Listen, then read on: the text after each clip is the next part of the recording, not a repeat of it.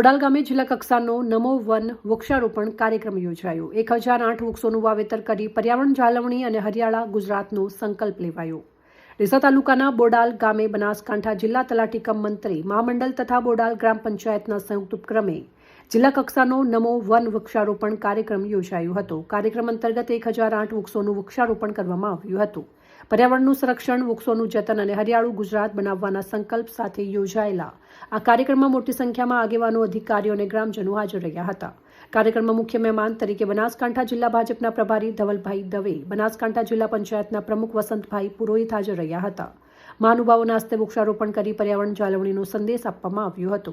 આ પ્રસંગે ઉપસ્થિત મહાનુભાવોએ વૃક્ષોનું વાવેતર કરવું જેટલું જરૂરી છે તેટલું જ તેનું જતન અને સંવર્ધન કરવું પણ જરૂરી હોવાનું જણાવ્યું હતું। આ પ્રસંગે ધાનેરાના ધારાસભ્ય માવજીભાઈ દેસાઈ, જિલ્લા ભાજપના મહામંત્રી રસિકજી ઠાકોર, જિલ્લા મહામંત્રી શ્રેયાંશભાઈ પ્રજાપતિ, પૂર્વ ધારાસભ્ય ગોવાભાઈ રબારી, સમૂહ જિલ્લા પંચાયત સીટના સદસ્ય પનસિંહ સોલંકી, બનાસ બેંકના ચેરમેન ડાયાભાઈ પિલિયાતર, બિલડી ભાજપ પ્રમુખ ગમનસિંહ રાઠોડ, મહામંત્રી સુરેશભાઈ સિલ્વા, બાબુભાઈ પાનકુટા, જિલ્લા પ્રાથમિક શિક્ષક સંઘના પ્રમુખ સંજયભાઈ દવે, બનાસકાંઠા જિલ્લા તલાટી કમ મંત્રી મંડળના પ્રમુખ મહેશભાઈ ડેલ સહિતના આગેવાનો અને મહાનુભાવો હાજર રહ્યા હતા।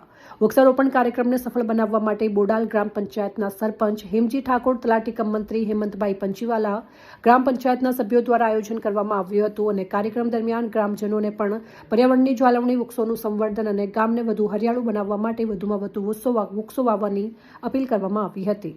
આ કાર્યક્રમના અંતે ઉપસ્થિત સૌએ વાવેલા વૃક્ષોનું જતન, સંવર્ધન અને રક્ષણનો સંકલ્પ લીધો હતો। 1008 વૃક્ષોના વાવેતર સાથે બોડાલ ગામે પર્યાવરણ જાળવણી તરફ મહત્વપૂર્ણ પગલું ભર્યું હતું। અહેવાલ સંજયસિંહ રાઠોડ, ભીલડી।